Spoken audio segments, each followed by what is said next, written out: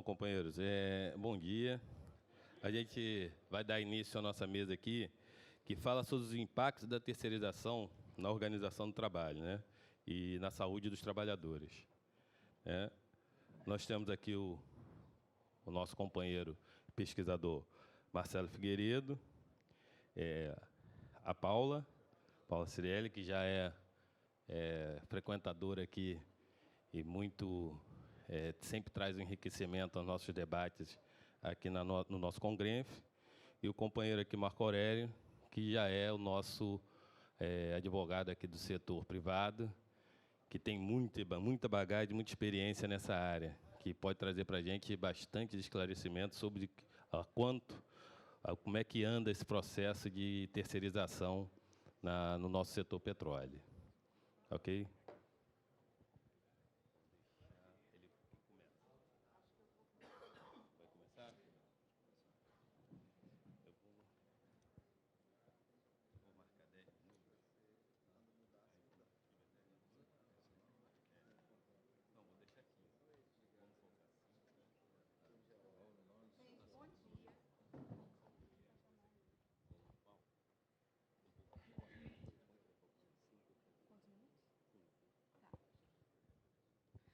Gente, bom dia.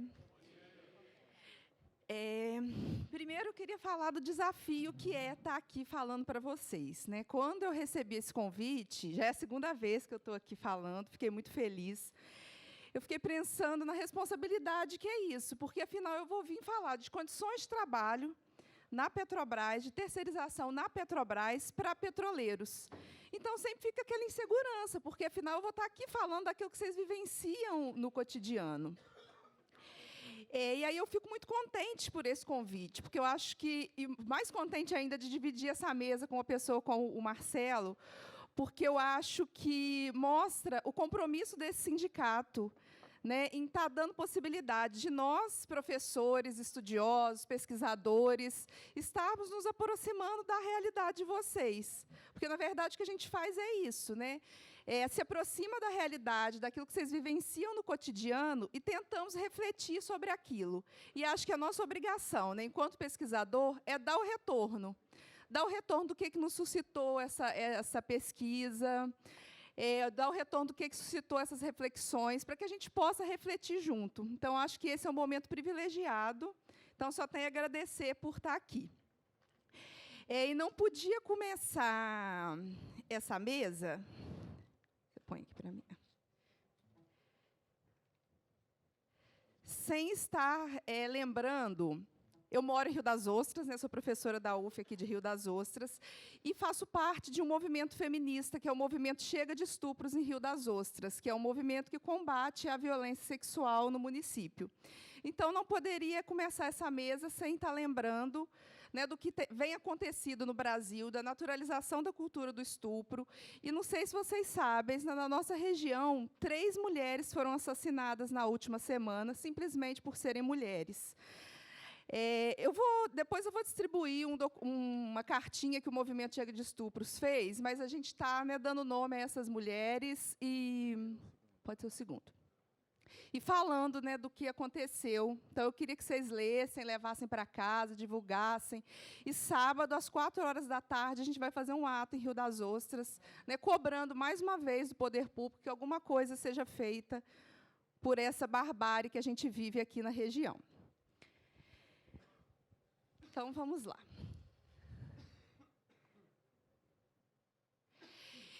Eu comecei, né, a pensar, na verdade, eu fiz uma fala longa, fiquei sabendo que eu tenho 15 minutos, então eu vou ser mais enxuta. Acho que é melhor trocar, né? Eu comecei pensando, né, como o trabalho se organiza na indústria do petróleo, né, como o trabalho é organizado na indústria do petróleo. E aí, isso diz muito do lugar que eu estou falando, porque eu terminei meu doutorado no final do ano passado e eu pesquisei os trabalhadores da perfuração, né? Tem alguns aqui que me concederam entrevista. Então, o enfoque da minha fala vai cair muito sobre o trabalho offshore, mas não só, né? Tenho certeza que quem aqui não é trabalhador offshore também vai se identificar um pouco. Quem aqui trabalha offshore? Só para eu saber... Quem é terceirizado? Ninguém? Ah, só... Quem é aposentado? Tá, joia. Então, né, como que o trabalho na indústria do petróleo ele é organizado? Então, para começar, né, a pensar a organização do trabalho hoje na Petrobras, não tem como a gente ignorar a terceirização. A Petrobras hoje só funciona porque tem trabalhador terceirizado. Então, para se pensar a organização, tem que se pensar, né, o que é a terceirização. E aí, depois que eu terminei minha fala, eu revi a minha fala do ano passado e eu comecei da mesma forma, falando o que é terceirização. Mas o que eu achei interessante é como a minha visão do que é terceirização mudou nesse um ano. Então, eu quis trazer aqui para deixar demarcado para vocês qual é o real significado, né, da terceirização hoje na Petrobras. Hoje, né, eu estou entendendo a terceirização como uma forma de inserção da companhia na divisão internacional do trabalho, no novo padrão de concorrência trazido pela financiarização, bem como uma forma de beneficiar grupos financeiros nacionais e internacionais. Então, né, isso quer dizer que essa inserção da Petrobras na divisão internacional do trabalho leva a uma necessidade de modernizar, muito entre aspas, a produção, potencializar a exploração e acumulação, tendo como principal ferramenta a terceirização. Então, isso nos leva a concluir que a terceirização ela é uma ferramenta prioritária para potencializar a exploração do trabalho e acumulação de capital, mas que tem o objetivo de inserir a Petrobras na divisão internacional do trabalho e beneficiar grupos financeiros nacionais e internacionais. Se a gente for pensar a terceirização, na grande maioria das empresas, o que os estudos apontam? Que a terceirização ela ocorre uma grande empresa que terceiriza pequenas empresas ao seu redor. E na Petrobras, né, não se dá dessa forma. A gente tem pequenas empresas também, mas a gente tem grandes oligopólios, né, internacionais, como a Schlumberger, e nacionais, como a Odebrecht. Então, é uma forma desse capital financeiro estar se inserindo no Estado. Então, a terceirização, né, ela tem uma característica muito mais séria do que a gente pensa, porque ela não está restrita só à organização do trabalho, mas à forma de esses organismos financeiros se apropriarem do capital público estatal, né, que é a Petrobras. Então, isso só é conseguido se a gente potencializa a exploração do trabalho. Né, e hoje... Não sei, esses dados quem me passou foi o Fernando, né, do DIEESE, não sei se tem dados mais recentes. O número de trabalhadores próprios e terceirizados da Petrobras. Né? A gente já teve a proporção de 1 trabalhador próprio para 4 trabalhadores terceirizados. Em 2014, isso caiu um pouco, né? A gente avalia que é por conta das obras que terminaram, mas que ainda é muito expressivo o número de trabalhadores terceirizados. Em 2014, a gente tinha 80.908 trabalhadores próprios e 291.074 trabalhadores terceirizados. Então, é um número muito expressivo. O trabalho na indústria de petróleo e gás significa uma exposição constante a riscos de acidente de trabalho, sejam de grande porte ou mesmo em atividades corriqueiras, né, acidentes comuns, além de exposição a mecanismos de contaminação. Isso é mais exponenciado ainda quando a gente trata do trabalho offshore. Essa exposição é ainda maior. E aí, né, uma primeira coisa que apareceu na minha pesquisa é o medo recorrente do helicóptero. E aí eu trouxe, né, alguns dados aqui, os dados do Nascente, organizados pelo Sindipetro, do número de 88 ocorrências e 27 mortes, né, num período aí de 20 anos. E como esses dados não são divulgados, né? É uma sensação constante de insegurança que o trabalhador sente. É um medo real, né, ocultado pela empresa. Em 2013, o Nascente publicou como reportagem de capa, Petrobras omite fatos e dados sobre transporte aéreo. Mas, na verdade, né, em 10 anos, 20 trabalhadores morreram em acidentes aéreos na Bacia de Campos. 10 anos.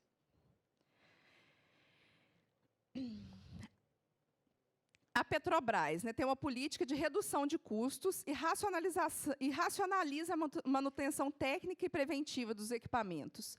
Então, o que os trabalhadores relatavam, né, uma pressão por produzir, né, tem que produzir, e essa pressão, muitas vezes, é superior à necessidade de manutenção, fazendo com que os equipamentos, né, funcionem de modo degradado. É uma contradição entre as normas de proteção e a execução das tarefas, porque a empresa ela estabelece um padrão de conduta que muitas vezes não é compatível com o andamento do serviço. Né, um petroleiro, né, o P3 é o trabalhador concursado, né, se a gente for seguir o padrão, a gente para a empresa. Então, tem uma série de normativas para que, se forem seguidas à risca, o trabalho não anda.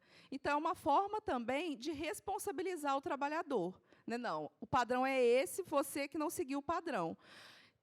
Né, mas, contraditoriamente a essa pressão, se ele for seguir o padrão, muitas vezes não tem como, né, dar continuidade ao trabalho.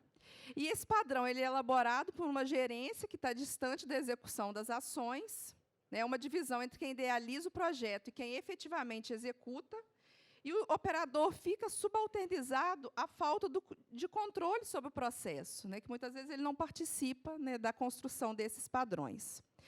E aí o trabalhador fica sempre nessa corda bamba.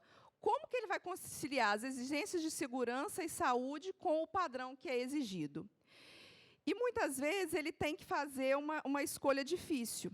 Né, porque tem uma cobrança constante por produzir mais petróleo com o menor custo e o mais rápido possível. Né, a rapidez, a agilidade é uma constante também que aparece nas falas. O trabalhador precisa agilizar o trabalho, né, eles falam, né, botam correria sobre os trabalhadores, mas os equipamentos devem ser preservados. Né, quando o equipamento é danificado, o prejuízo é socializado com o trabalhador. Diminui o pagamento de hora extra, tem castigo, como ficar um bom tempo sem embarcar, né, o tomar gancho, ou mesmo a demissão. E uma vigilância e uma culpabilização do trabalhador em caso de acidente. Então, o trabalhador está sempre trabalhando nessa angústia, né, nessa pressão. Preciso cuidar do equipamento, mas, às vezes, a empresa não para fazer os cuidados que são necessários. Tem que produzir mais rápido e menos tempo possível. E, se eu me acidentar, a culpa ainda vai ser minha. A Petrobras, né, tem uma política de avaliação e bonificação que vai causar aí essa pressa, né, acelerar aí a rotina de trabalho do trabalhador. E o que os trabalhadores da Petrobras vivenciam hoje é uma sobrecarga de trabalho. Né, horas extras, desrespeito ao horário de descanso. O horário da máquina, o horário da produção é muito mais importante do que o horário do corpo. A pressão para embarque, né, embarcar mais vezes. O terceirizado sofre isso de forma muito mais intensa, mas o primeirizado também. O desfalque nas equipes, né, muitas vezes trabalhando com equipes que deveriam ter 5, tem 4. Então, isso vai fazer, né, com que os trabalhadores tenham que trabalhar mais horas, mais intensamente, e exercer multifunções. Né, ele é contratado para uma coisa, mas não tem aquele trabalhador, ele tem que desenvolver outras. Né, multifunções, multitarefas, é aí o trabalhador polivalente. E, muitas vezes, o trabalhador tem que fazer escolhas difíceis, que recaem sobre ele. Ele vai trabalhar com segurança, realizar a manutenção periódica dos equipamentos, mas correndo o risco de atrasar a produção, ou colocar em risco a sua segurança, mas realizando trabalho em menos tempo. Como que vai manter a segurança se cada tempo é muito dinheiro? Tem como controlar o processo de trabalho? Né? Tem como o trabalhador controlar esse processo de trabalho? Aí eu trouxe para ilustrar, né, o acidente do Romenick Machado, que foi noticiado no Nascente de 2011, que ele trabalhou por 18 horas seguidas e acidentou-se de motocicleta indo para Rio das Ostras, cidade onde residia. Que eu acho que é um exemplo, né, bem emblemático do que essa pressão, essa estafa faz sobre o trabalhador. Percebi muitas marcas, né, da intensificação do trabalho. Né, todo trabalho ele tem um nível de intensidade. Qualquer trabalho você vai despender energia física, emocional. E o que se faz hoje dentro da Petrobras? Com o exercício de multifunções, multitarefas, polivalência, tem uma intensificação daquele trabalho. Um trabalho mais intenso requer maior esforço físico, mental e emocional. E esse gasto de energia com o trabalho leva a um desgaste do trabalhador, tanto físico quanto psíquico. E aí o trabalhador, o esforço que ele fazia em 1 hora, agora ele faz equivalente como se ele estivesse trabalhando 2 horas. Tem um aumento desse esforço. A diminuição do número de pessoal vai implicar o aumento do tempo de trabalho do petroleiro. E uma questão que é central na discussão é a precarização social e do trabalho. O que é essa precarização? A precarização do trabalho significa que hoje existe uma amplificação e institucionalização da instabilidade e da insegurança expressas nas novas formas de organização do trabalho. E aí a terceirização e a subcontratação vão ocupar um lugar central, e o recuo também do papel do Estado como regulador do mercado de trabalho e da proteção social através de inovações da legislação do trabalho e previdenciária. Essas inovações são um claro retrocesso. E aí o trabalhador ele se sente inseguro no trabalho, ele está vivenciando cotidianamente essa instabilidade, essa insegurança, e, ao mesmo tempo, ele não tem, fora do trabalho, o aparato legal e social para ampará-lo, e pelas inovações da legislação de trabalho previdenciária. E essa precarização, essa insegurança, ela está indo para muito além do mundo do trabalho, da organização do trabalho. A gente vive também uma precarização social, que é uma dupla institucionalização da instabilidade. A precarização econômica das estruturas produtivas e salariais, mas também uma precarização da proteção social, transformações das legislações relativas aos direitos do trabalho, das empresas e das situações externas ao trabalho. E aí, essa forma de organizar o trabalho, de forma precária, de forma insegura, vai ter efeito nas condições de saúde físicas e mentais dos trabalhadores. Meu tempo está acabando e o Marcelo vai falar mais dessas condições físicas. Então, eu trouxe aqui alguns dados de acidentes na Bacia de Campos, de 2008 a 2014, mostrando como o trabalhador terceirizado está mais suscetível a esses acidentes. Eu trouxe aqui uma porcentagem. No ano de 2014, 82% dos acidentes na Bacia de Campos foram com trabalhadores terceirizados. Então, acho que isso mostra que a precarização ela existe para todo mundo, mas que ela é mais intensa entre os terceirizados. Última coisa que eu vou trabalhar é a questão do medo. E um trabalhador me falou essa frase: o medo é bom. E aí, o que eu me questionei, o medo é bom para quem? E aí, era constante essa questão de que o medo vem acompanhando os trabalhadores. O medo da demissão, o medo de acidente, o medo de perseguição política. Por que o medo é tão recorrente e para quem que ele tem sido bom? Esse medo é bom para quem? E aí, tem um autor que coloca que hoje o sociometabolismo da barbárie é uma fábrica do medo, que atua nas instâncias pré-conscientes do inconsciente e torna-se a moeda de troca dos consentimentos das individualidades de classe. Moeda de troca em que sentido? O trabalhador está precarizado, está inseguro, está com medo, ele acaba sendo mais suscetível às pressões que ele recebe no trabalho. E o medo vai adquirir um sentido de controle sobre o trabalhador, uma forma de obter o seu consentimento, de reconstituir a sua individualidade de forma mais suscetível às demandas do capital. Então, essa sensação constante de insegurança que o trabalhador Petrobras está inserido, leva a uma perda de domínio e contribui também para o desgaste mental do trabalhador. Outra questão que foi muito forte para mim foi a questão do tempo de vida e do tempo de trabalho. Como que os rearranjos produtivos hoje fazem com que o trabalho tome conta da vida dos petroleiros? E isso é muito mais intenso para o trabalhador terceirizado, né? Porque, além dele ficar mais dias embarcado, o tempo que ele está desembarcado é para uma pressão constante e ele tem que trabalhar também quando ele está desembarcado. E aí, como, né, que isso vai afetar a vida do trabalhador? Uma sincronia, né, em relação aos outros tempos sociais. O trabalhador tem um tempo, e a família, o lazer, o amor, a educação, o descanso das outras pessoas têm outro. Então, né, vive essa sincronia. E a imprevisibilidade da folga para o trabalhador terceirizado impossibilita e dificulta a criação de laços. Porque, para o primeirizado, ele tem uma folga e um tempo de embarque muito bem demarcado. O terceirizado, não, né? Tem essa imprevisibilidade, ele não consegue organizar a própria vida. E como que isso, né, vai rebater na vida desses sujeitos? Uma dificuldade muito grande de planejar o futuro. Quando eu perguntava para o primeirizado sobre os seus planos para o futuro, ele tinha assim, era bem regular, né? Vou continuar trabalhando, vou aposentar, vou envelhecer, vou cuidar dos meus netos.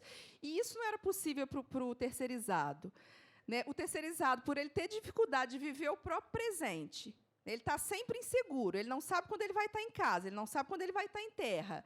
Então, ele não consegue viver o presente. Ele depositava essa expectativa de vida no futuro.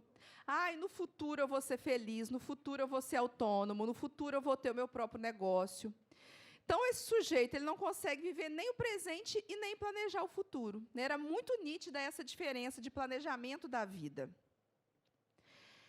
E, para finalizar, né, como que os trabalhadores vão responder a essas formas de organizar o trabalho?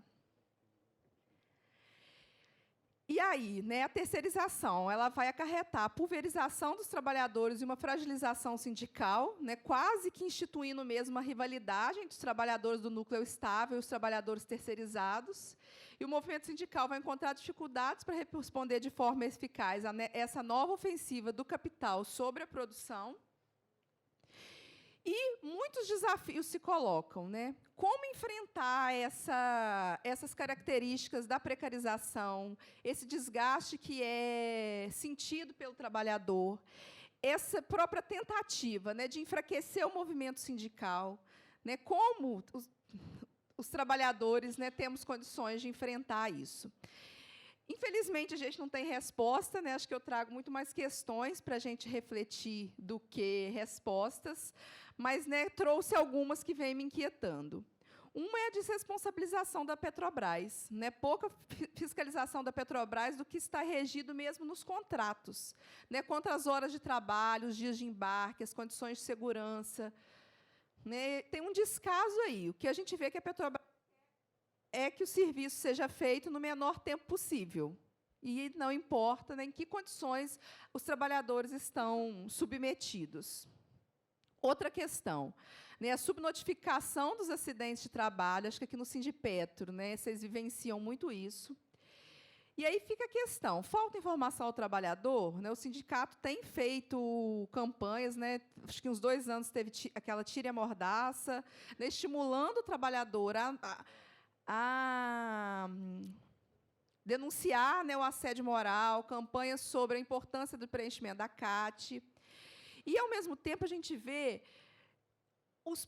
que, se isso existe, é porque tem profissionais que se submetem a essa prática. E aí, né, a gente tem que responsabilizar esses profissionais. A gente sabe, né, eu sou assistente social, também sou trabalhadora assalariada, também estou sujeita aos ditames, né, da exploração, da alienação, mas os profissionais eles têm uma responsabilidade ética sobre o cuidado que eles têm, né, com o sujeito que ele está atendendo, com o trabalhador que ele está atendendo. Então, como a gente pode pensar estratégias de responsabilizar esses profissionais? Né, e acho que responsabilizar não é culpabilizar, mas que ele tem uma responsabilidade ética de dar uma resposta para aquilo que está sendo colocado. E uma resposta, espero eu, não atrelada às necessidades da empresa, mas às necessidades do trabalhador. Então, como a gente pode estar pensando coletivamente formas de trabalhar com esses profissionais, né, de tentar construir aí essa responsabilidade ética, né, na defesa do trabalhador? A gente vê hoje, né, uma dificuldade muito grande dos trabalhadores nos reconhecermos enquanto classe trabalhadora. E aí a necessidade, né, e a responsabilidade de principalmente o sindicato, que é quem está mais próximo do trabalhador, que tem essa clareza, né, do que é essa trabalhadora hoje, da exploração na sociedade, né, como o sindicato pode estar se aproximando, né, pode estar fazendo o que a gente chama de trabalho de base. E aí, né, como romper com a dicotomia entre petroleiros e terceirizados, né, como se fossem classes distintas e não trabalhadores que estão no mesmo barco, né? A minha fala do ano passado, apesar de ser sobre terceirização, eu trabalhei muito mais a questão do primeirizado. Porque que eu quis chamar a atenção? Que o primeirizado também sofre a precarização, a insegurança. Né? Ele não é uma classe superior, nem que está muito melhor que o terceirizado. Né? Hoje, a precarização está assolando a todos nós, trabalhadores. Então, acho que está passando a hora da gente se unir, né, para respondê-la. E, realmente, para finalizar, né, como o sindicato pode se transformar, tornar o espaço de organização dos trabalhadores como um organismo de representação autônomo dos trabalhadores, capaz de garantir a expressão de diferenças culturais, políticas, partidárias. Né, trouxe essa questão também. Olha só como essa plateia é diversa, quantos sotaques a gente já não viu aqui hoje. Então, olha a responsabilidade do sindicato de estar conseguindo dialogar com tantas pessoas diferentes. Como construir estratégias de aproximação e diálogo com os trabalhadores em sua totalidade, né? E não só com quem vem aqui. Vocês estavam aqui, né, na mesa anterior levantando quantos trabalhadores tem aqui e quantos estão lá fora interessados na pauta salarial e não conseguiram se organizar, se motivar para vir aqui. Né? Como se aproximar desses trabalhadores? Como garantir o diálogo com outros movimentos sociais, sindicatos e centrais sindicais, de forma a construir pautas coletivas de luta? E como garantir a aproximação dos dirigentes sindicais a trabalhadores que, ora estão embarcados, ora estão em suas cidades de origem, né, que não residem em Macaé, que não têm essa facilidade de se aproximar do sindicato? Né, como está conseguindo essa aproximação, né? Como o movimento sindical se aproximar desses trabalhadores. E aí, né, eu quero finalizar, não parecendo, né, que essa é uma responsabilidade só do sindicato, porque essa também é uma responsabilidade do trabalhador.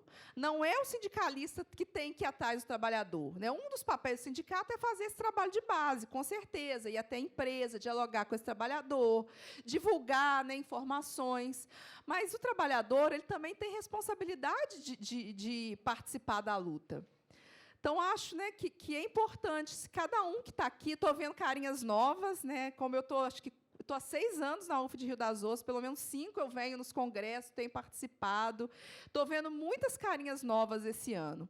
Então, acho que se cada um, né, tiver a responsabilidade de sair daqui e, na próxima atividade do sindicato, ou para a organização de ir na plena FUP, conversar com 2, 3 colegas e trazerem, né, aqui para discutir o que está vivenciando, como, né, enfrentar coletivamente, né, essas condições adversas, porque a gente sabe que, individualmente, ninguém consegue mudar nada. Né, que as respostas elas são difíceis, né, a gente está falando de um gigante que é a Petrobras, de um Estado, de empresas, de oligopólios. Então, sem essa união, sem, né, esse trabalho, esse esforço coletivo dos trabalhadores, enquanto uma categoria de petroleiros, né, e não divididos em terceirizados e primeirizados, aí que a gente não consegue, né, fazer nada, dar nenhum passo. Então, gente, obrigada. Desculpa aí o tempo. A mesa agradece a intervenção da Paula. Né? Vamos aguardar agora o nosso companheiro Marcelo Figueiredo, fazer a sua apresentação também.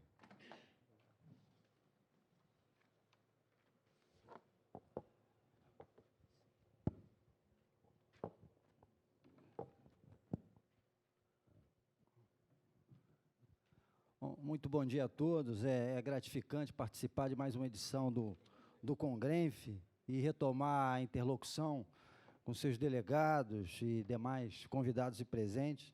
Eu também sou extremamente grato pela oportunidade de estar aqui discutindo mais uma vez questões que são extremamente caras para mim, ligadas ao trabalho, à saúde e à segurança na indústria petrolífera offshore, tendo o livro A Face Oculta do Ouro Negro, em sua segunda edição, como um dos instrumentos mobilizadores desse debate. E, inicialmente, eu não podia deixar de destacar que esse livro, O Face Oculta do Ouro Negro, ele é fruto de uma produção genuinamente coletiva, né, e que contou com a ajuda preciosa de diversos parceiros, em especial os trabalhadores petroleiros que se dispuseram a falar sobre a sua experiência, sua trajetória e suas vicissitudes no trabalho em plataformas offshore. Sem essa contribuição, esse material, essa publicação não teria sido possível. Seria importante registrar também a contribuição valiosa do Sindicato dos Petroleiros do Norte Fluminense, deve-se registrar, então, o apoio dado por essa entidade ao longo de todos esses anos. Em certa medida, o sindicato nos ajudou a constituir uma espécie de comunidade ampliada de pesquisa, quando eu vejo aqui a Ilco, o Ricardo, a Graça e outros que já não se encontram mais aqui, a colaboração foi realmente prestimosa e inestimável. Eu aqui aproveito para agradecer mais uma vez, tá? Diversos trabalhadores terceirizados que, ao longo desses anos, colaboraram com o nosso projeto de pesquisa, e deram a sua contribuição, portanto, para o avanço do debate na área de saúde e segurança. Não podia também deixar de fazer aqui o devido registro, né, e agradecer aos meus parceiros da Universidade Federal Fluminense, principalmente aí a professora Denise Alvarez, que alguns aqui conhecem, que coordenou comigo essa pesquisa, a pesquisa que deu origem a esse livro, e inúmeros alunos, bolsistas de iniciação científica, desculpe, pessoal, monitores, bolsistas de pós-graduação, além de outros parceiros e colaboradores que o tempo aqui não me permite mencionar, mas vocês tenham certeza, eles foram muitos. Pessoal, essa é uma introdução. Na verdade, eu podia usar os 15 minutos só aí na introdução. Tinha assunto aí para ficar só na introdução. Na verdade, eu me preparei para uma exposição mais longa. Essa exposição deveria ter sido feita no lançamento da primeira edição aqui no sindicato, em 2013, só que eu me alonguei e não houve tempo. Agora, nos 15 anos do acidente, o livro não estava pronto. Enfim, eu entendi que, por conta de ser um acidente paradigmático e, não obstante ser uma tragédia, a gente deve buscar os devidos ensinamentos, né, que os acidentes nos apresentam, sobretudo acidentes ampliados. Eu achei que era uma boa oportunidade para apresentá-lo aqui. Então, vou pedir desculpa a vocês pela correria. Fica até a sugestão, vou colocar, pelo tempo que eu conheço aí, o pessoal do sindicato, pode me convidar aí, quando tiver um curso para formação de cipeiros, para apresentar o acidente com calma, para eu poder falar 1 hora, certo, meio quilo?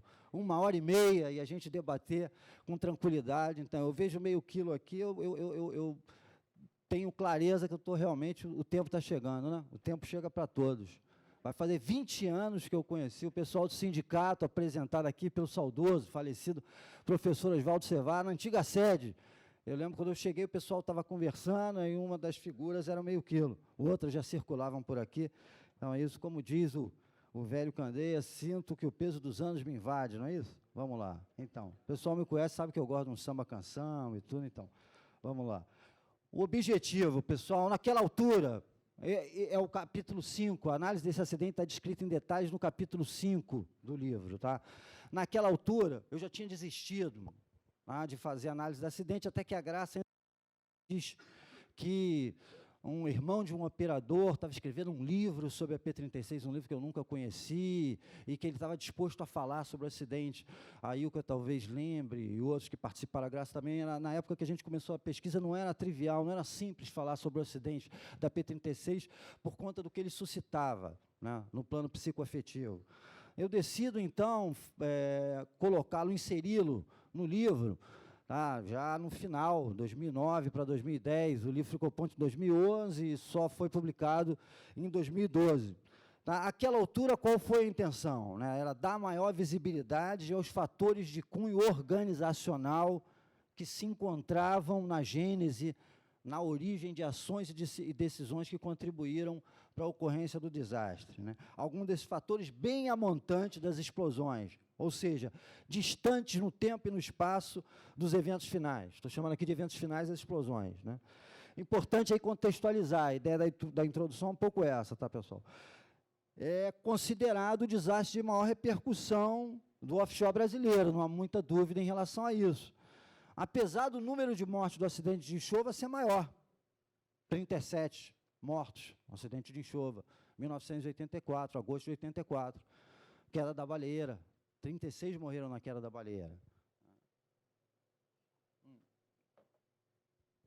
Não obstante, importante dizer que em 2001, quando ocorre o acidente da P-36, a posição da Petrobras no cenário internacional, enquanto grande player, né, na linguagem corporativa, a posição da Petrobras, enquanto grande player, já estava consolidada, na vanguarda da exploração e produção petrolífera offshore. Não há nenhuma dúvida, o contexto era bem diferente de 1984. Então, não por acaso, o acidente da P-36 teve uma repercussão muito maior. Não é por acaso que a gente está discutindo aqui hoje. O desenvolvimento da tecnologia de ponta contrastava com a sucessão de sinistros, de acidentes graves, né, expondo as deficiências do SMS da empresa. Então, isso vem de longe. Os problemas de SMS, saúde e segurança, eles vêm de muito longe. Nesse sentido, é que é importante um pouco recuperar o contexto em que ocorre o acidente. Segunda metade dos anos 90, uma escalada dos indicadores de acidentes, inclusive acidentes fatais, né, também na Bacia de Campos, mas no sistema Petrobras como um todo. Inclusive, quando ocorreu a morte de um mergulhador, o último acidente fatal com mergulho profundo, o Homero Higino, a 297 metros de profundidade, uma deputada estadual aqui de Macaé conseguiu desengavetar e aprovar o pedido de uma CPI para investigar segurança e condições de trabalho na Bacia de Campos. Eu participei, enquanto ouvinte dessa CPI, tudo gravado. Era CPI destinada a investigar segurança e condições de trabalho na Bacia de Campos, 1997. Tá? Então, o quadro era crítico. 2000, um ano antes do desastre. Vazamento na Baía de Guanabara. Resposta da Petrobras. Pégaso. A Petrobras gosta de uns nomes bonitos, né? Essa coisa da grife. Programa de Excelência em Gestão Ambiental e Segurança Operacional. Alguns colegas meus, professores, ganharam um bom dinheiro prestando suas consultorias, um relatório desse tamanho. Mas vamos na sequência. Rio Iguaçu, no mesmo ano, no Paraná, novo vazamento. Maior até o que ocorreu na Baía de Guanabara, embora da Baía de Guanabara tivesse maior repercussão, Rio de Janeiro. O do Rio Iguaçu foi pior. E no início de 2001, ou seja, janeiro, fevereiro, e primeira quinzena de março, já tinham ocorrido 4 mortes no sistema Petrobras. As 4 mortes em plataformas da Bacia de Campos. É aquilo que alguns especialistas vão chamar de, estou forçando um pouco um conceito, não vou entrar em teoria muito aqui, não tem tempo para isso, não é objetivo, tá, pessoal? Alguns especialistas vão falar que são os sinais precursores de uma catástrofe, né? Uma espécie de tragédia que estava sendo anunciada. Então, essa era a conjuntura de então.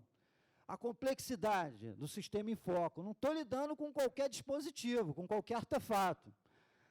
Falar de P-36 é falar da maior plataforma de produção do mundo. Na época era isso aí, tá, pessoal? A Mobil, inclusive, antes de se fundir com a Exxon, hoje é ExxonMobil, antes de se fundir com a Exxon, a Mobil resolveu instalar uma plataforma, na época era considerada também a maior plataforma de produção do mundo, no Atlântico Norte, numa região chamada de Grandes Bancos. Sabe qual era o apelido da região? Alameda dos Icebergs. Caminhando um pouquinho para frente é onde afundou o Titanic. Tá? Tinha que dar problema, né, pessoal, para não falar outra coisa. Tá? Com alguns meses de operação, o comandante da embarcação abandonou-a, tá? E ocorre, então, um desastre, condições de mar, tá? Daquelas que ocorrem de 50 em 50 anos, arrebentou os cabos de amarração, ela emborcou, morreram os 84 tripulantes. Ocean Ranger, 82, costa do Canadá. Então, uma das maiores tragédias do offshore mundial.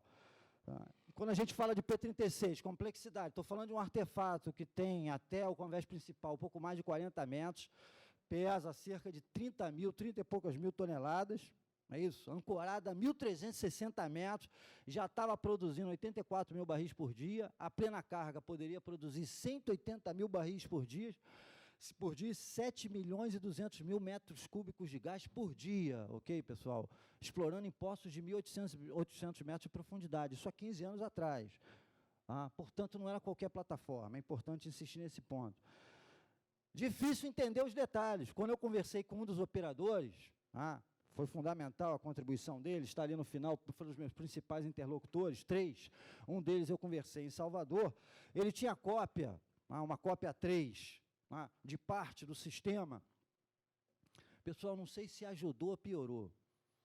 Era tanta linha, era tanta indicação, e ele falava com familiaridade, para mim aquilo ali era uma coisa assustadora. Isso também demonstra aquilo que a gente chama de complexidade, é isso. Exemplo cabal, cristalino, de sistema sociotécnico complexo, uma plataforma desse tipo. Perfeito? Então, minhas principais fontes de consulta, é importante registrar rapidinho, né? Isso é importante, tá, pessoal? Os 3 relatórios, o do CREA, o da ANP-DPC, Agência Nacional do Petróleo, Delegacia de Portos e Costas, e o relatório produzido pela Comissão de Sindicância da Petrobras. Na verdade, eu não tive acesso ao relatório, eu tive acesso a um PowerPoint, aos slides desse relatório. Um material acadêmico era escasso, o pouco que havia eu procurei utilizar com muito boa vontade. Daí o dossiê do Sindipetro, alguns aí já devem ter tido contato com esse material, várias reportagens, matérias de revista, jornal, em veículos de grande circulação, relatórios, tudo que chegava à mão do sindicato, eles foram juntando, construíram um dossiê dessa grossura, eu tive acesso a esse material também, me ajudou bastante. Então,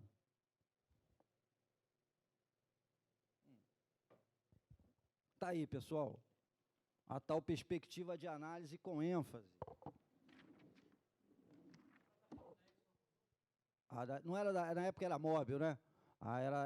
Não era, a fusão se deu em 2001, era a plataforma da móvel, afundou, naufragou, morreu todo mundo, rapidamente. Os 84 tripulantes, ok? Foi como, parecido com aquela da Noruega, Alexander Kielland, em 1980. Tinham 212, morreram 123. O mesmo esquema, condições de mar, arrebentaram os carros de amarração, mas alguns sobreviveram, né? Então, esse acidente da móvel foi 82, costa do Canadá, pessoal. O nome da plataforma Ocean Ranger. Vocês encontram aí na literatura especializada, no livro eu faço menção a esse caso. Eu faço uma espécie de recapitulação de grandes acidentes. Embora sejam tragédias pesadíssimas, é importante aprender com esses acidentes. Isso diz, né, a boa literatura em segurança. Está lá, pessoal. Eu chamo, então, de perspectiva de análise com ênfase nos fatores de cunho organizacional. Primeiro, elenco 4, se não der tempo, não tem problema, pessoal, a gente retoma na discussão. Se deixar, eu fico falando aqui o tempo todo e aí não dá certo. A Paula está rindo, mas é isso mesmo, entendeu? Na verdade, é isso mesmo. Eu reforço o convite, né? O sindicato, quando tiver um curso para se me convidem, eu venho aqui para falar uma tarde, discutir, é fundamental, com os trabalhadores, com os futuros cipeiros ou cipistas, esse acidente. Perfeito? Então, a escolha da Marítima, eu quero discutir. Por que a escolha da Marítima? Sim, quero discutir a escolha da Marítima. E coloco lá uma decisão gerencial com sérias consequências para a confiabilidade do sistema. Então, eu vou recuperar. Michel Lohry, um dos maiores especialistas do mundo em análise de acidente. Tem até um livrinho que saiu dele agora, em parceria com um outro francês, o Acidente e Organização, o sindicato fizer o contato com o pessoal, posso passar lá da USP, eles estão distribuindo. Um livrinho excelente, do Michel Lohry. Produziu aqueles acidentes industriais, o custo do silêncio, tem um exemplar aqui no sindicato. O que diz o Michel Lohry? Recuar o curso dos acontecimentos e das causas. 23 horas ou 13 anos? Essa indagação dele é após o acidente da nave espacial Challenger, em 86. Está fazendo 30 anos agora. Eu vou me ater à discussão, à análise, vai se ater às chamadas causas imediatas, ou vou procurar dar visibilidade às chamadas causas subjacentes também, certo? Aquelas que não têm maior visibilidade, maior nitidez, estão mais distantes no tempo e no espaço do evento final. Fica muito claro isso, pessoal, nem era a minha intenção. Aquele filme institucional, bem chapa branca, da P36, que tem lá no YouTube, se vocês colocarem, né, bem chapa branca, vocês vão verificar que a descrição se atém basicamente aos fatores técnicos. Então, a ideia aí é chamar atenção para os fatores de caráter organizacional. Então, a Petromec, que era subsidiária da Marítima, né, que foi a responsável, então, pela construção da plataforma, ela possuía credenciais à altura para dar conta de um projeto desse vulto? daquela que viria a ser a maior plataforma de produção do mundo. E aí eu não vou falar, os mais antigos aqui conhecem a história da Marítima, da época lá do mergulho profundo. Eu conheci a Marítima na época da pesquisa do meu doutorado. A Paula acabou de fazer a pesquisa dela, jovem pesquisadora, eu tive a felicidade de participar da banca da Paula. Recomendo fortemente a leitura da Paula. Não é porque ela está aqui ao meu lado, que ela é colega da universidade, tá? Isso seria dispensável. É porque eu entendo que é fundamental conhecer trabalhos de bom nível, aquilo que é produzido com um certo rigor na universidade, né? Então, lembro da época da Marítima no meu doutorado. German Efromovic, que está aí até hoje, o dono da Avianca. Tá? Eu não tenho como, sabe, tecer maiores considerações. Pessoal, a Marítima, na época do mergulho profundo, a sede da empresa, ela lá no subúrbio, no Rio de Janeiro, com todo respeito aos moradores desse bairro, o bairro do Jacaré, tá? Com todo respeito, olha lá, um escritório, de repente, tá? Eles compram um andar inteiro no prédio do Banco Francês e Brasileiro, no centro do Rio, esquina da Almirante Barroso com Rio Branco, e na sequência abocanha contratos para construção de plataformas. Alguma coisa errada estava acontecendo, pessoal.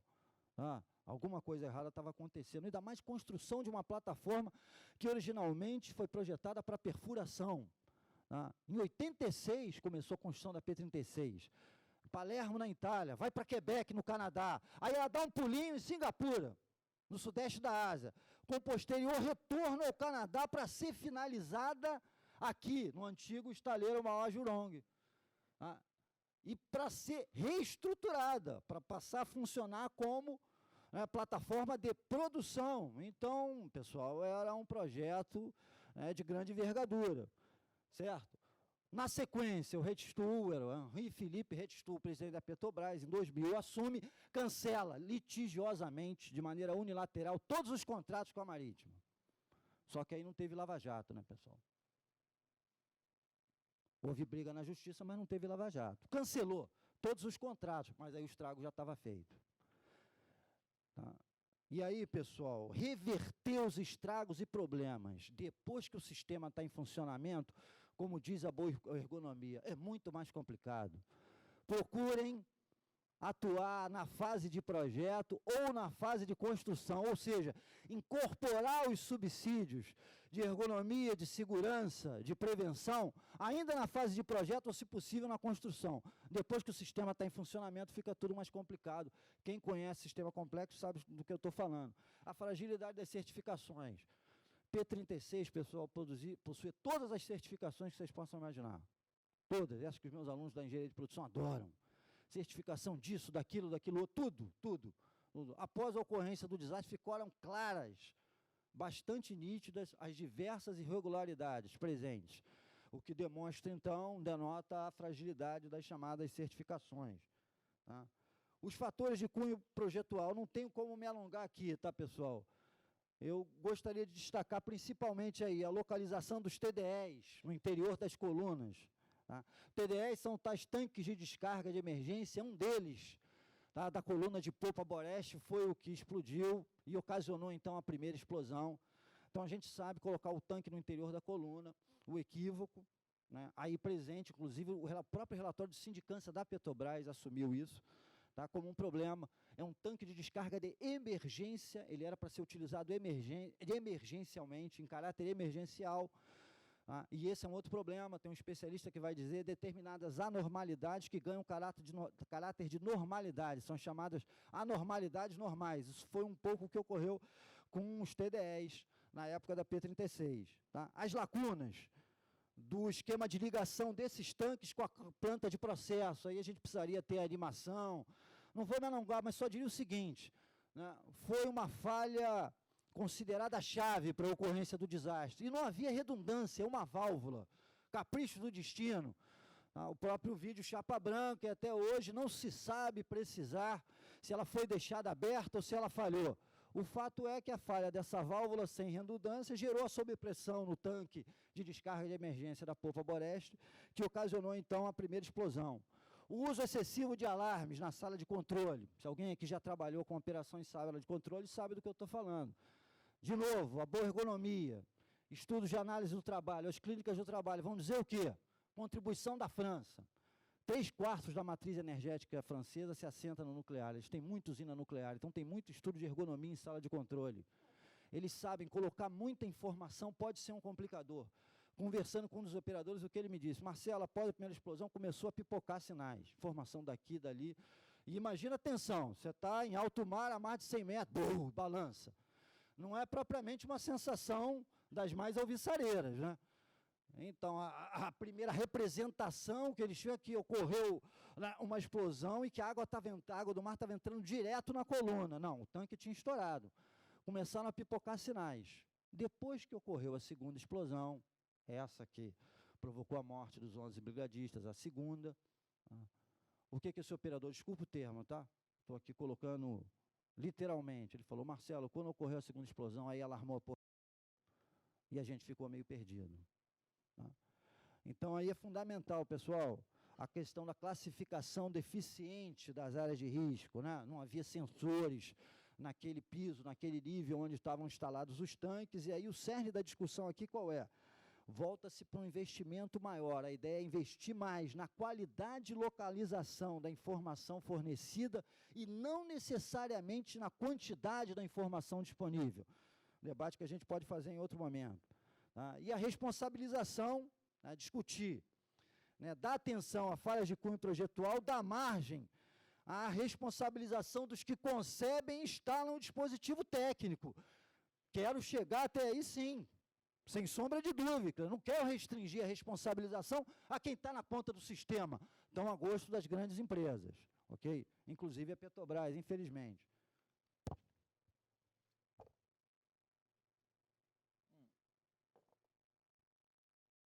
Então, pessoal, tentando concluir aí, tá? Isso é indispensável colocar, né? A gestão de situações incidentais e acidentais de alto risco, né? Como aí um terceiro fator de cunho organizacional, gerencial e organizacional, como vocês queiram, né? É importante enfatizar que os 11 mortos, os 11 pertenciam à brigada de incêndio. Ou seja, não obstante a intensidade da segunda explosão, só foram atingidos aqueles que se dirigiam para as imediações do local, ou seja, os brigadistas. Então a gente se pergunta, e aí eu vou com um pouquinho de calma. Vamos lá. Segundo ponto. Se não havia clareza do curso dos eventos em local confinado, se esse local não era dotado de sensores que pudessem melhor orientar a movimentação dos brigadistas no seu interior, e se a comunicação entre a brigada e o comando era deficiente, não se mostraria bastante vulnerável à condição desses mesmos brigadistas? Penso que sim, muito embora eles foram autorizados a se dirigir para o local. É sempre mais fácil tecer considerações dessa natureza depois que ocorre o desastre. A literatura vai chamar isso de viés das evidências retrospectivas, mas acho que é importante enfocá-los para que a gente aprenda e possa absorver os devidos ensinamentos neles embutidos, né? A dificuldade de representação dos eventos, isso eu já comentei com vocês, certo, pessoal? Não vou me estender. E a questão da resiliência, essa questão da dificuldade da representação dos eventos, naquela linha do que eu falei. No início, o que eles achavam é que tinha ocorrido uma explosão que tinha atingido a coluna e a água do mar estava entrando direto para a plataforma. Essa dificuldade de representação, né, do curso dos acontecimentos, dos eventos em sistemas completos é chamada de opacidade, tá, pessoal? Uma das características estruturais de sistemas de alta complexidade.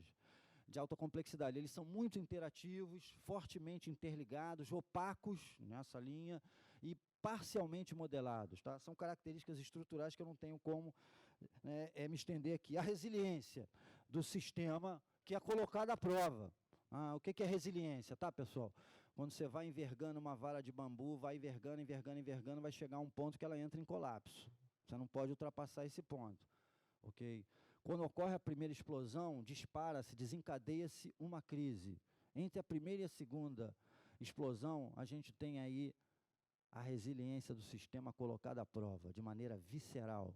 Mas eles só tiveram 17 segundos para tentar recolocar o sistema em modo de funcionamento normal ou, ao menos, evitar que a crise evolua para uma grande catástrofe como evoluiu.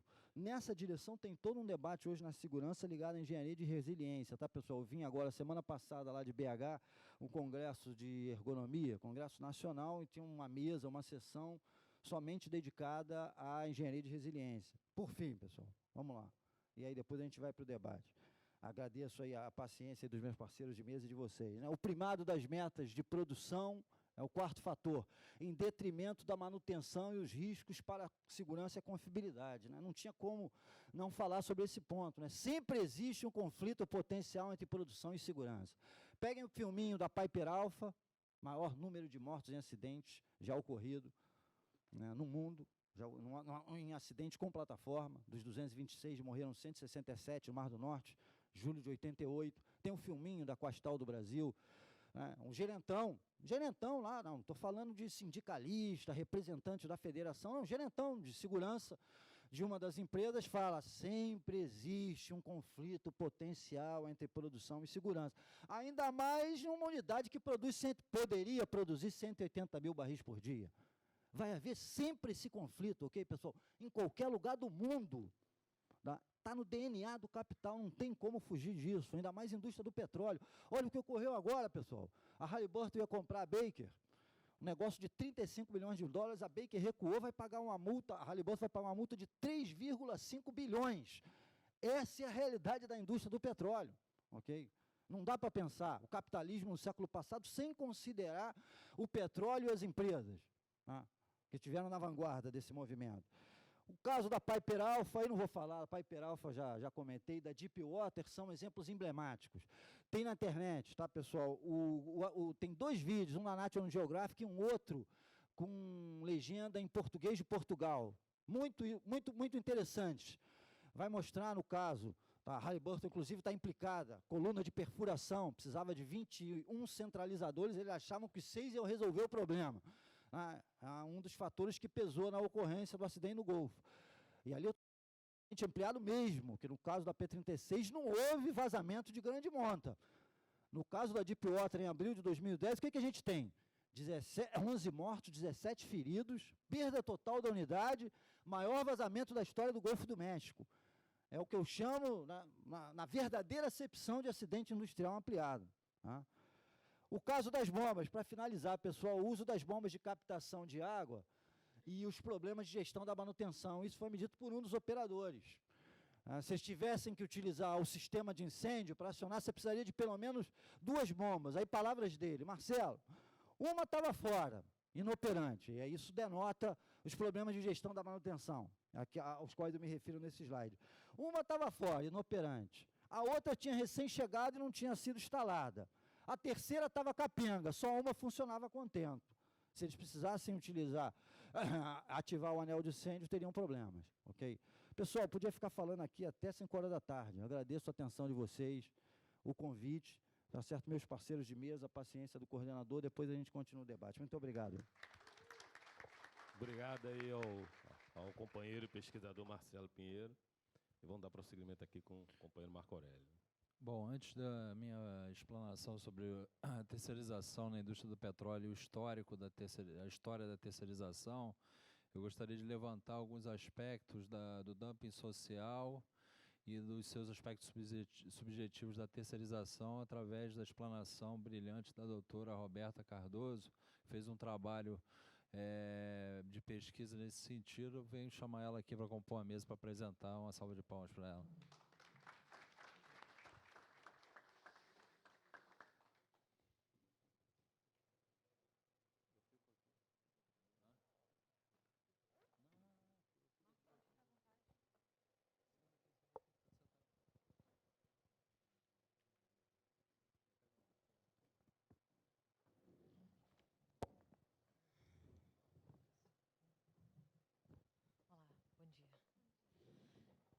Bom dia, gente. Eu tomei como que esse fator surpresa aqui. Quero agradecer a oportunidade de poder falar sobre o meu projeto, agradecer a mesa, obrigada. Obrigada, Normando, ao Breda, ao Marco, todo mundo que deu a oportunidade de eu falar um pouco. Depois da pesquisa que a doutora Paula fez em relação à quantidade de gente que não é terceirizada que está aqui, eu lembrei do filme Homem-Aranha. O vozinho dele fala para ele... Parque, grandes poderes, grandes responsabilidades. Acredito que todo esse discurso aqui em relação à questão da terceirização e de todo o impacto que ela causa na sociedade e nos trabalhadores é uma responsabilidade de cada um, não somente de quem é terceirizado. Quem é terceirizado, na verdade, é vítima desse sistema. E nós, que não somos terceirizados, temos que ter uma consciência de aplicação e entender que a nossa parte também é a questão de não viabilizar a terceirização. Vou retomar um pouco a questão do que a doutora Paula estava falando e falar um pouco também dessa questão do aspecto do dumping. Acredito que o Marcelo foi bem interessante em relação à questão de desmistificar um pouco sobre essa questão do acidente da P-36. É uma coisa que as pessoas pensam que é uma fatalidade, quando, na verdade, há vários fatores que mostram, né, que não é fatalidade, mas sim falta de planejamento. Cheguei a ler o seu primeiro livro, uma parte dele não cheguei a ler todo, mas foi bem esclarecedor para mim. Meus parabéns pela escrita. Tá. Em relação ao país, a gente tem uma cultura bem escravocrata. Nós temos praticamente 500 anos de história, sendo desses 500 anos, 400 anos nós convivemos com a escravidão tranquilamente. Apenas 100 anos de vida que nós temos é que a gente abriu mão dessa situação, né? Então, assim, essa questão de exploração colocada pela doutora Paula é uma coisa que nós estamos familiarizados. Nós não temos problemas em ver pessoas exploradas. Na verdade, a exceção é que está aqui e que quer brigar para que isso não aconteça. O que, de fato, acontece hoje é um rediscurso de reengenharia econômica em detrimento dos princípios trabalhistas, que acabam fazendo com que a institucionalização da terceirização e do dumping seja uma coisa comum, que seja uma coisa assim, vamos regularizar, vamos tutelar o que está acontecendo com essas pessoas. Quando, na verdade, nós estamos diante de institutos que são muito antigos, que estão ligados à exploração, que o Marx já tinha falado lá no século XIX, coisas que estão ligadas à situação de homens sendo colocado como mercadoria, dinheiro sendo colocado em primeiro lugar, dignidade humana sendo colocada em baixa e economia e lucratividade sendo colocada em alta. Não mais que isso. Quando a gente olha o projeto de lei da terceirização, a gente percebe que é feito por empresários, deputados empresários que conseguem entrar lá na política por conta da quantidade de dinheiro que tem. O autor dele mesmo foi o Sandro Mabel, que tem a empresa Mabel, todo mundo conhece, né? Com 5 polos industriais no Brasil inteiro. Então, assim, é mais do que uma situação... É mais do que uma situação para tutelar as pessoas. É uma situação de vamos ver o quanto a gente pode explorar licitamente.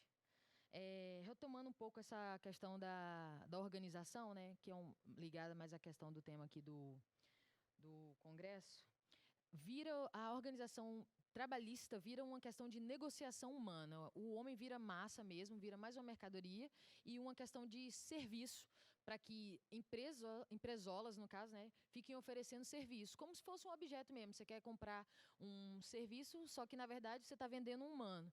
Nós temos a descaracterização do ser, nós temos a individualização daquele ser na empresa em si, porque ele não se reconhece como classe, nem nós o reconhecemos como classe. Hoje é uma pessoa que limpa, amanhã é outra, você não está nem preocupada com o nome da pessoa, você não sabe se ela tira férias, você não sabe se o contrato dela mudou, é uma pessoa invisível e muitas das vezes não é apenas o sistema que discrimina ela, é o próprio trabalhador que não é terceirizado, porque hoje é Maria, amanhã é Josefa, depois de amanhã é Cláudia e ninguém sabe quem é que trabalha ali fazendo a limpeza. É só um objeto mesmo, é como se fosse mais um material ali para que a limpeza seja feita. Se a Maria falta ou fica doente, não importa, tem a Josefa. Então, o meu ambiente de trabalho vai ficar limpo do mesmo jeito. Essa pessoa ela não se entende como classe, ela não se entende como trabalhadora. Algumas delas sequer sabem que empresa trabalha, porque há uma grande rotatividade contratual. Hoje a empresa tal ganhou o contrato, então é a empresa tal que assina a minha carteira. Amanhã a empresa A, depois a empresa B, depois a empresa C. Acaba que a pessoa está sempre ali tendo um contrato renovado, não tem férias, e nós simplesmente não sabemos quem ela é, porque simplesmente se ela ficar doente, ela é substituída como um objeto qualquer. A gente tem também um outro fator que influencia nessa situação, que é o seguinte, voltando um pouco aqui para a questão do dumping. As pessoas elas ficam subjugadas, exploradas, mas as empresas que fazem isso, elas não exploram apenas pessoas, elas exploram também o governo, porque elas têm incentivo fiscal. De alguma forma, a ideia é sempre, empresa ter mais lucro, não importa como. seja por parte do trabalhador, seja por questões ligadas a não pagamento de impostos ou incentivos fiscais que são abusos, ou situação de, vamos fazer muitas horas extras porque o mercado está aquecido, muita gente está sendo demitida, então o trabalhador que está lá, ele faz o trabalho por 3, mesmo não terceirizado, porque se ele não fizer aquele trabalho, com certeza tem alguém demitido que está querendo aquela vaga. Então vamos brigar por isso, né? Lutar pelo nosso emprego. Essa situação de crise começou com uma mídia, depois começou as demissões, e está todo mundo assim, eu tenho que segurar o meu. Não importa o que o outro faça. E essa concorrência, essa discriminação acontece dentro do ambiente de trabalho pelos próprios trabalhadores. Não só em relação aos terceirizados. A gente tem que se ligar nessa questão aí, né? Uma coisa que acontece bastante em relação às empresas é a descentralização administrativa e a descentralização de quem é o responsável pelas verbas trabalhistas desses trabalhadores. O que acontece é o seguinte, a gente tem hoje, em média, 3,3 milhões de processos judiciais, gente, por questões elementares, como assinatura de carteira, recolhimento de FGTS, inclusive a nossa querida Petrobras, que é o contexto de vocês. O que acontece é uma grande demissão, às vezes velada, como é a situação de vocês no PIDV. Os trabalhadores mais velhos, que são topados, que têm um salário maior, são substituídos por trabalhadores mais novos, que às vezes não têm a competência deles, mas vão ganhar, sei lá, 10 vezes menos, e a empresa com isso economiza, com a roupagem falando que está fazendo um bem para vocês, quando na verdade vocês estão levando um prejuízo aí.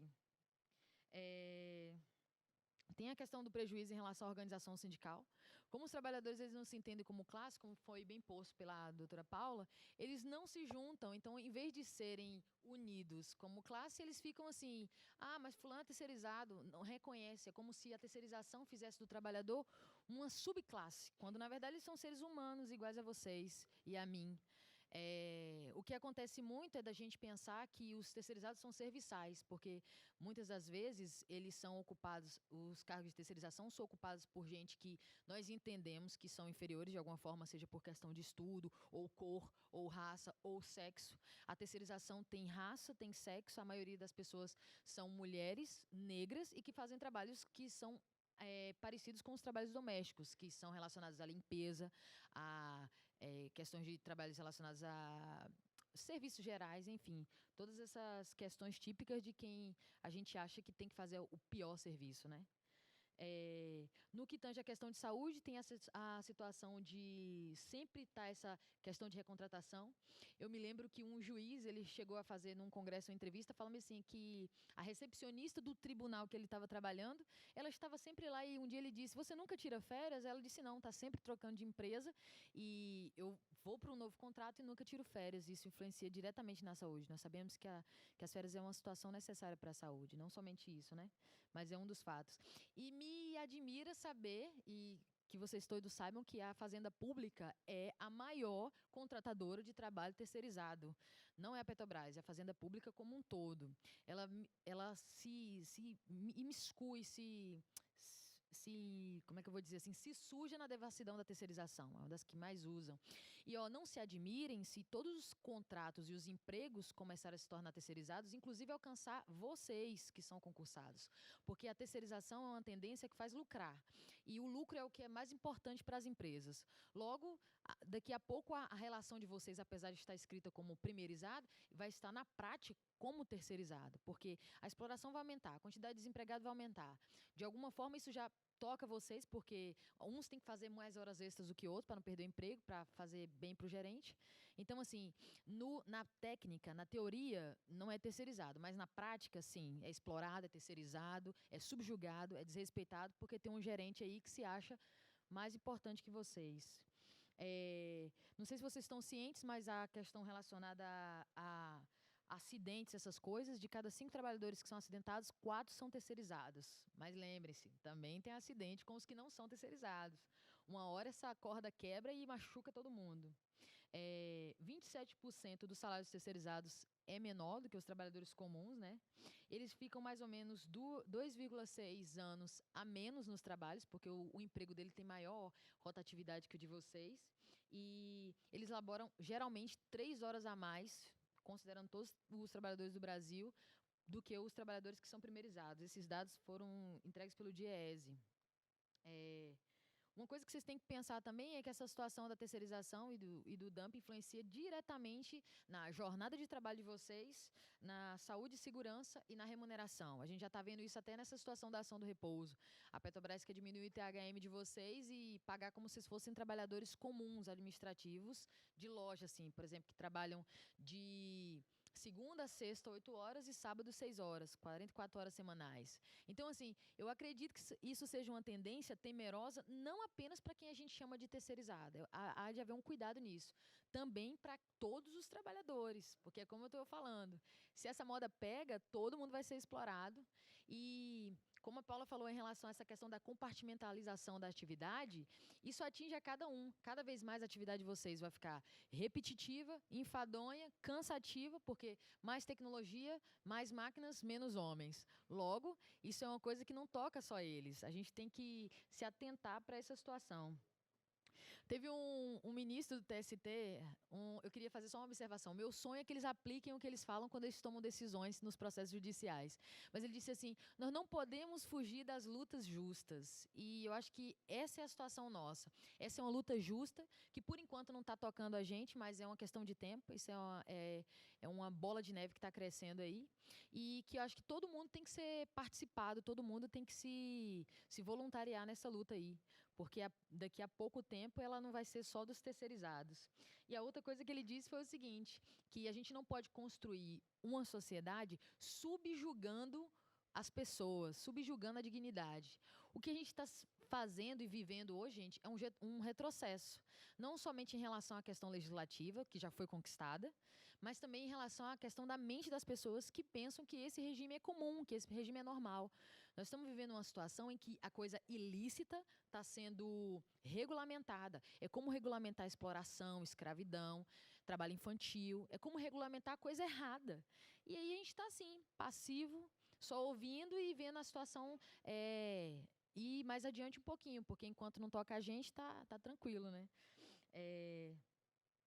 O que eu queria deixar de palavra mesmo, que eu acho que a gente tem que fazer, é a preocupação de que isso não é a situação específica de terceirizados. É uma situação específica de cada trabalhador.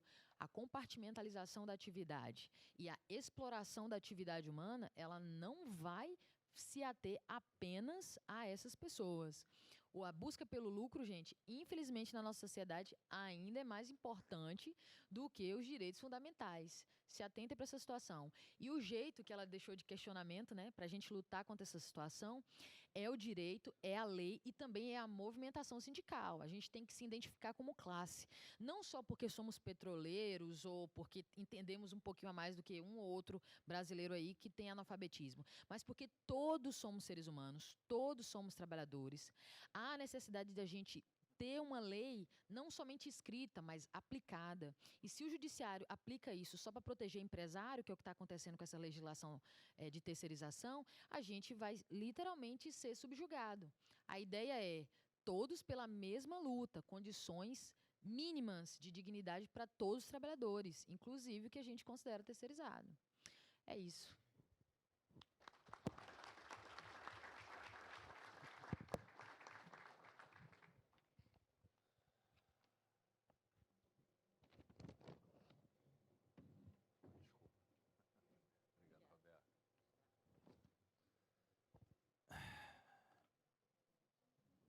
Depois dessas brilhantes explanações, eu fico até meio preocupado.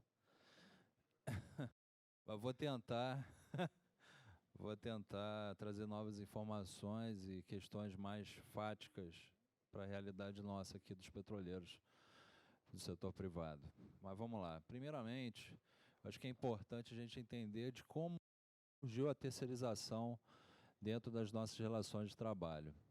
Assim como tudo que começa com uma ideia boa, ou pelo menos pacífica, como foi a energia nuclear, que culminou na bomba atômica, a terceirização surgiu como uma maneira de otimizar a produção. Surgiu no Japão nos anos 50, no pós-guerra. O Japão estava se reestruturando e teve um salto econômico muito grande com o Plano Truman, tanto a Alemanha quanto o Japão. Mas o Japão tinha um problema que era a questão da territorialidade e precisava de espaço. e produzir, assim como o modelo fordiano, de Ford, de Taylor, que é a grande mãe, né, a empresa mãe que fabricava desde da roda, a peça mais simples a mais sofisticada. O Japão tinha um problema de não conseguir produzir em massa todos os equipamentos e ter o espaço e a disponibilidade de mão de obra para isso. Então ela começou a praticar o que hoje nós chamamos de terceirização. Ela começou a transferir para outros setores, outros países, outros lugares a fabricar, por exemplo, as indústrias automobilísticas japonesas começaram a fabricar roda, volante, estofamento em outros países. E aí surgiu a terceirização. Como muito bem a Roberta explicou para vocês, a gente tem uma declaração de Filadélfia de 1944 da OIT que regulamenta que a atividade, que o trabalhador é um valor social, o trabalho é um valor social, o trabalhador não é um bem de capital, não é uma mercadoria. E essa declaração da Filadélfia de 1944 nunca foi respeitada pelo mundo moderno, nem na época, nem hoje, e infelizmente o amanhã é cada vez mais obscuro para a classe trabalhadora.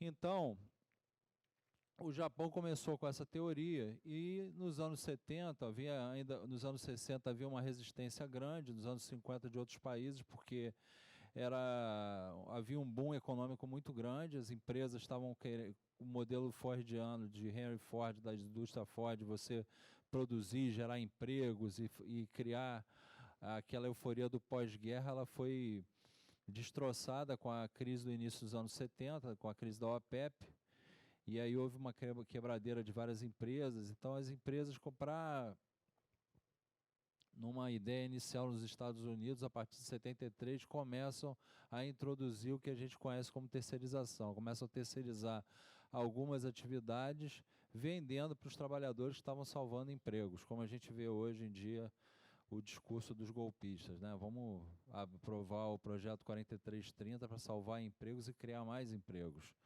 Então, a resposta do capital à crise nos Estados Unidos e na Europa foi a introdução do modelo de terceirização de transferência de várias atividades, da atividade fim e meio, para empresas terceirizadas, que na verdade nada mais eram que locadoras de mão de obra e de alguns serviços ditos especializados. Bom, no Brasil, a terceirização ela veio também como uma forma inocente, até pertinente. A gente tinha um problema no Brasil, que as empresas tinham determinados períodos, booms de produção ou de atividade. A indústria do petróleo conhece muito bem isso, a atividade está aquecida, você precisa aumentar o efetivo em pouco tempo, você não tem a capacidade de contratação rápida desse efetivo. Então, no Brasil, a súmula 256 introduziu a possibilidade de você criar trabalhos temporários, excepcionais. E citou lá a lei que regulamenta o trabalho dos vigilantes, como exceção, além desse trabalho excepcional, e o trabalho de asseio e conservação, né, relativo à Lei 6019 de 74 e a Lei 7102 de 83, que regulamentaram essas atividades especiais.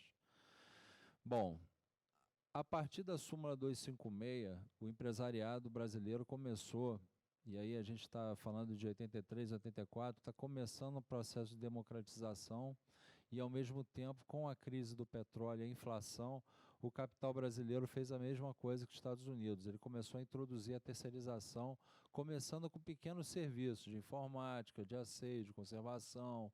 Na indústria do petróleo, começou aqui como asseio, conservação e vigilância. Então, a coisa foi começando aos pouquinhos, né? Então, a súmula 256 começou a atrapalhar, por exemplo, a expansão da Petrobras, que precisava crescer e expandir e tudo mais. E perto dos anos 90, foi criada a súmula 331 do TST, que criou a seguinte situação: você poderia terceirizar as atividades meio, sem definir o que é atividade meio. Atividade meio é atividade especializada, especial, específica, por exemplo, atividade de telecomunicação de uma empresa de petróleo, atividade de de asseio e conservação, de vigilância, algumas atividades que ditas específicas ou especializadas, uma auditoria fiscal, uma auditoria de recursos humanos, eles entendiam que aquilo era uma atividade meio. Então começou a exceptuar, além das causas de trabalho temporário, as atividades meio, e abrindo uma exceção para que só as empresas de administração pública direta e indireta, por exemplo, a Petrobras, Banco do Brasil, Caixa Econômica Federal e por aí vai, as empresas estatais, os trabalhadores terceirizados não teriam vínculo empregatício com o tomador de serviço em caso de responsabilidade, nós entendemos como solidária. Eles começaram a colocar a palavra subsidiário. O TST inventou essa palavra para dizer, se o empregador primário, ou seja, o empregador principal que contrata a mão de obra, o gato, ele não conseguir arcar com as despesas trabalhistas, aí a Petrobras ela vai lá e paga. E a gente viu qual é o resultado disso nos anos 90 e nos dias de hoje. Eu lembro que o Guerra me falava da Petrogold, da Petrometal e por aí vai, de várias empresas que foram criadas, né, até às vezes por intermédio de ex-funcionários da Petrobras e outros empresários, para colocar mão de obra, fazer a terceirização de uma determinada atividade que era primeirizada, o contrato acabava e esses trabalhadores sumiam, quer dizer, as empresas sumiam, os trabalhadores ficavam à bancarrota. Eles mudavam o nome, às vezes até criavam uma nova empresa com o mesmo dono, e a legislação trabalhista arcaica, atrasada e muito mais pró do capital e dos interesses do poder econômico, cada vez mais lerda em resolver esses problemas, e o processo trabalhista, tanto o processo de execução trabalhista também lerdo, não acompanhando a dinâmica social e econômica da terceirização cada vez mais galopante, já naquela época até os dias de hoje. Bom, não satisfeitos com isso, hoje a Petrobras saltou de alguns milhares de trabalhadores terceirizados para uma massa de 80% do seu efetivo é terceirizado hoje. Em 2013, fizeram um levantamento que mesmo com a Petrobras tendo aumentado durante o governo Lula, e um pouco no governo Dilma, mas mais no governo Lula, o número de efetivos dos trabalhadores da Petrobras primeirizados, que saltou de, me corrijam, mas saltou de, acredito, de 20 ou 30 mil trabalhadores para 80.111 trabalhadores, em 2013. Aí antes do PIDV, gente. Isso foi na época do pico, a gente conseguiu alcançar esse efetivo.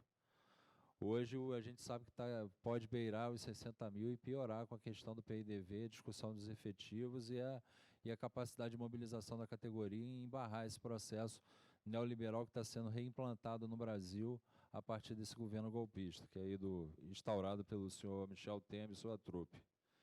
Bom, em 2013, nós tínhamos um total de 360 mil trabalhadores, ou seja, 80,7% de trabalhadores de atividades terceirizadas. Não satisfeitos com isso, a Petrobras começou a criar a estrutura que veio a culminar no projeto 4330.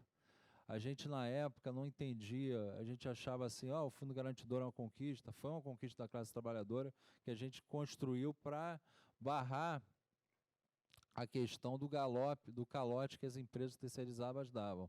E a Petrobras topou esse fundo de participação desses contratos, além de outras alterações pequenas, para preparar para um projeto que seria, para mim, é o fim da CLT, é o fim dos direitos trabalhistas, é o projeto de escravização, de destruição dos direitos dos trabalhadores, que se chama o projeto APL 4330. Citado aqui pela Roberta também, doutora Roberta. Bom, o projeto foi apresentado pelo Sandro Mabel, tiveram 2 substitutivos, do Santiago, do SD, do Solidariedade, e agora do Maia, deputado Maia. Foi aprovado na Câmara com algumas modificações, assim, dizendo, basicamente, o projeto 4330 delimita que toda e qualquer atividade possa ser terceirizada. Para vocês da Petrobras, a Petrobras pode se transformar no escritório, uma casca, uma agência reguladora e ter todas as suas atividades terceirizadas. Ou seja, amanhã, Se o projeto 4330 for aprovado, vocês são do setor privado, companheiros. Então, hoje você vê que tem apenas um terceirizado ali, amanhã vocês serão todos iguais a eles. Nas mesmas condições que os colegas aqui citaram. Sem direitos, com muitos deveres, com carga excessiva de jornada de trabalho, enfim. Um dos efeitos práticos da 4330 é que você, por exemplo, a empresa pode criar uma coisa chamada PJ, a pejotização da mão de obra. Como é que é isso? Eu posso terceirizar toda e qualquer atividade. E essa empresa prestadora de serviço, ela não é delimitada quanto número de trabalhadores, se é 1, 2 ou 3. Pode ser um número, pode ser uma pessoa. Isso já está acontecendo com várias empresas hoje no Brasil. A Imbra, que foi um caso emblemático dos dentistas que foram transformados em PJ, a empresa faliu, eles entraram na justiça e conseguiram descaracterizar. A Rede Globo, o Grupo Globo, a Editora Abril, enfim, a Associação Comercial do Rio de Janeiro, a Firjan, a Fiesp. Se você for pegar todos os funcionários dessas federações golpistas, a maioria é PJ. Eu acho que era importante até os sindicatos levantarem isso, as federações, para ver o porquê que a Fiesp está tão interessada no projeto 4330. Para implementar, eu tenho um familiar, uma pessoa muito querida, que infelizmente eu não posso dizer o nome, porque ele continua trabalhando, mas que ele está há 10 anos sem tirar férias. Ele está há 10 anos sem receber 13º. Ele está há 10 anos sem ter fundo de garantia. E, infelizmente, ele teve que se aposentar pelo sistema de idade, né, ganhando salário mínimo. É claro que com a regulamentação da STF ele pode continuar trabalhando. E ele está doente, ele está com Parkinson em estado moderado para avançado e não tem nem plano de saúde. Essa é a realidade de vocês do futuro. Então, o que eu digo para vocês é o seguinte, fora a questão das atividades do interior do Brasil e dentro das cidades que já são análogas e relativas à atividade de escravidão no Brasil. As fazendas, as empresas de fundo de quintal, que contratam inclusive mão de obra estrangeira, você tendo uma terceirização, de uma quarteirização, de uma quinteirização, como é que você vai controlar isso? A Justiça do Trabalho, o Ministério Público, pela primeira vez, se levantaram com os trabalhadores dos sindicatos e centrais para abraçar a campanha contra o projeto 4330, porque a Justiça falou, nós não temos estrutura para combater isso. Uma justiça burguesa, uma justiça patronal, chegar ao ponto de dizer que se o projeto 4330 for aprovado, eles não têm condição de coibir a terceirização e os abusos da terceirização, o Ministério Público idem. Quer dizer, para mim hoje, o golpe, a derrubada da Dilma, um dos principais motivos é a implementação desse projeto, que foi barrado. Eles vieram falar, presidente, a senhora tem que sancionar não sei o quê, e foi pressionado. A gente sabe disso, a gente estava em Brasília, né, Vitor? A gente estava com todas as centrais, a CUT, a CTB, a Intersindical, tinha o pessoal da Conluta, tinham todas as centrais envolvidas que estavam combatendo esse projeto, e a gente viu como é que era o jogo, a pressão que o governo federal estava sofrendo na época, e por mais que doa falar, a Dilma não caiu pelos equívocos dela, que não foram poucos.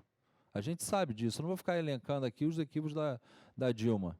Ela caiu principalmente pela virtude de ter barrado um projeto como esse, além do pré-sal, o projeto 4330, que na prática é o fim da CLT, é o fim do direito de vocês. Acabou, acabou. Quando for sancionado, as empresas, a Petrobras e tudo jurídico, eu brinco com os advogados, vocês entram nas audiências tão com raiva dos trabalhadores, vestindo tanta camisa da empresa, botando o dedo na cara da gente, né, Roberta? Quando o pessoal da Petrobras chega, os advogados chegam, né, eles vão ser os primeiros a ser pejotizados, vão trabalhar, não vão ter férias, a vida deles vai ser um inferno, vai acabar aquela PLR, vai acabar isso, vai acabar acolá, acabar a MS de vocês, porque vocês não vão ser mais trabalhadores, vocês vão ser ou PJ ou vão trabalhar numa empresa de gato, que é uma mera colocação de mão de obra. E para terminar, eu estou me estendendo, a realidade hoje do setor privado, para vocês entenderem o que existe hoje, né, Léo? E Guerra também. Os trabalhadores hoje trabalham desde o início dos anos 90 desde 93, 97 até hoje, num regime de escala de trabalho de... Não existe 14 por 21, não existe 14 por 14, existe a escala ad eterna. Ou seja, você trabalha, você trabalha além dos 14 ou 15 dias, você tem uma maga de folgas suprimidas e o repouso remunerado dos trabalhadores desrespeitado, a saúde deles arrebentada. A gente está aí com o pessoal da saúde que não deixa mentir, o número de subnotificação de acidente, porque a gente tem um número de acidentes com óbito, os que a gente sabe. E os que a gente não sabe? Dentro da indústria do petróleo. Estou com um trabalhador aqui que não é nem da nossa representação da AK, que ele sofreu um acidente de trabalho, ele ficou lesado permanentemente, tem uma sequela, consegue voltar a trabalhar, voltou, foi demitido, está sem dinheiro, sem trabalho, sem nada. Essa é a realidade do trabalhador terceirizado. Então, esse cara que está com folgas excessivas, 100, 200, 300 folgas de dias acumulados, aí eles vão compensar porque eles te dão um feriado administrativo para você folgar, porque o cara trabalha na plataforma, quando acaba a escala dele, que é maluca, não é 14 por 14, é 14 por 21, é a hora que for. Ele tem que voltar para a base, apresentar relatório, fazer manutenção, ele é o tudo. Aquilo que vocês falam do operador mantenedor, o terceirizado é 600 anos, gente.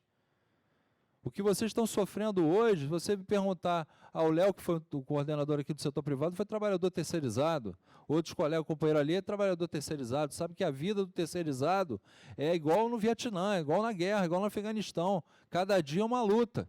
E você não sabe se vai para uma plataforma, se você volta vivo para casa, porque a carga excessiva de trabalho, a subnotificação do trabalho, porque na época teve um acidente, né, professor Figueiredo, Vlaleivan. Vlaleivan é emblemático, para vocês entenderem como é que é o trabalho terceirizado, prático. Ele era um cara que era hidrojatista, né, o hidrojato foi até banido, né, com água que se usava na época, aumentaram a pressão do hidrojato, fizeram um enxerto lá, ele é técnico, ele conhecia a atividade, ele falou, isso aí é maluquice, vocês estão me dando uma bomba.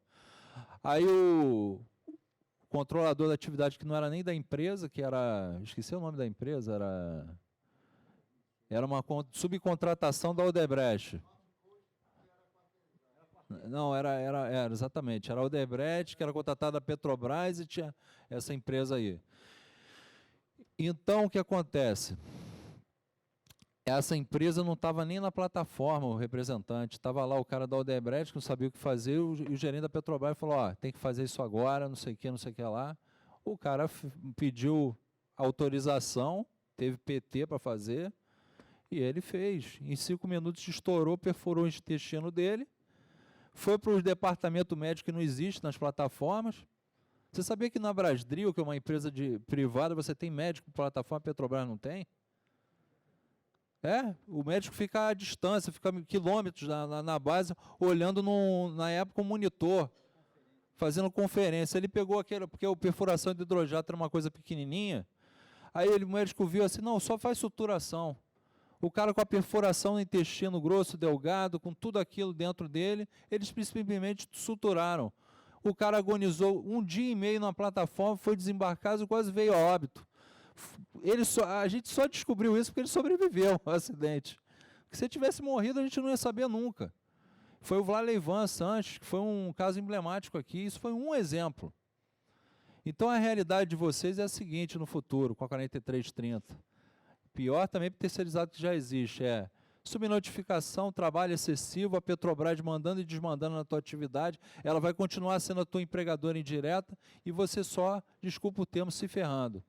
Então, sinceramente, companheiros, o setor privado melhorou muito a questão da representação no sentido da gente estar monitorando, entrando com ações. Na Halliburton entramos com uma ação civil pública, vendo a questão das folgas suprimidas, o Ministério Público está atuando junto. Entramos com ação na Perbras para coibir isso. Quer dizer, nós estamos vivendo um momento de crise econômica, de demissões, os trabalhadores terceirizados estão muito acuados, a gente precisa da participação deles cada vez mais, está difícil, por toda a fundamentação que os colegas trouxeram, da falta de identidade de classe, do medo de ficar desempregado, do desemprego que está aí. Então, acho que é um desafio que a gente tem que se lançar, aumentar cada vez mais a nossa representação, que já existe, é plena e efetiva, e enxergar esses colegas terceirizados como seu irmão, o cara que amanhã você pode não. Se o governo Temer for emplacado com o impeachment definitivo da Dilma, é uma quase certeza a aprovação desse projeto se os trabalhadores e a sociedade não se mobilizarem contra isso. Tá, muito obrigado, desculpa o tempo. Obrigado aí.